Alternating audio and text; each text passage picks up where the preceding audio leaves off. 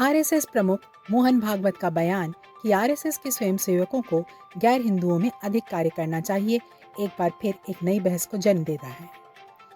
RSS प्रमुख का यह बयान अवध प्रांत के स्वयंसेवकों के साथ लखनऊ की बैठक में दिया गया था। इस बयान के जानकार कई मायने निकाल रहे हैं।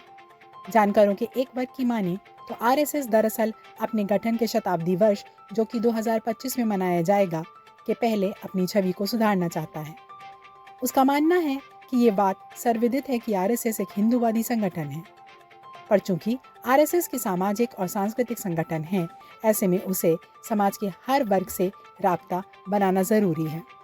चूंकि 2025 में आरएसएस अपना शताब्दी वर्ष मनाएगा, उससे पहले वो अपने को एक सर्वसमावेशी संस्थान के रूप में दिखाना चाहता है।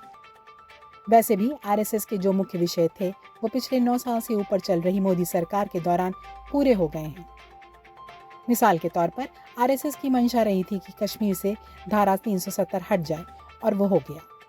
इसी तरह आरएसएस के अनुषंगिक संगठन विश्व हिंदू परिषद ने इस बात का आंदोलन किया कि अयोध्या में भव्य राम मंदिर बने, जिसका पहले चरण का कार्य भी जनवरी तक पूर्ण होने की संभावना है।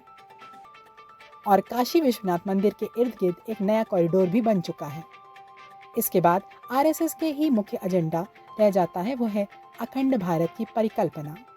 चूंकि ज्यादातर आरएसएस के बिंदु पर कार्य हो चुका है, ऐसे में आरएसएस के कर्ता धर्ताओं को लगता है कि आरएसएस को भी अब सर्वसमावेशी हो जाना चाहिए। भागवत के बयान को उस वर्ग के जानकार उसी दृष्टि से देख रहे हैं।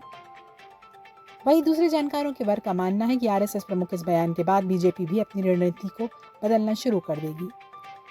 जानकारों का मानना है कि ऐसे समय जब बीजेपी आगामी लोकसभा चुनाव में जीत दर्ज कर तीसरी बार सरकार बनाना चाहती है, ऐसे में बीजेपी के लिए बहुत ज़रूरी है कि वो अब एक नया वोट बैंक भी खड़ा करे। चूँकि बीजेपी के साथ फिलहाल संवरण हिंदू व ओबीसी वोट खासतौर से भारत में पूरी तरह से साथ हैं, ऐसे में बीजेपी को एंटी इनकम्बेंसी से बचने के लिए एक नया वोट बैंक भी खड़ा करना होगा।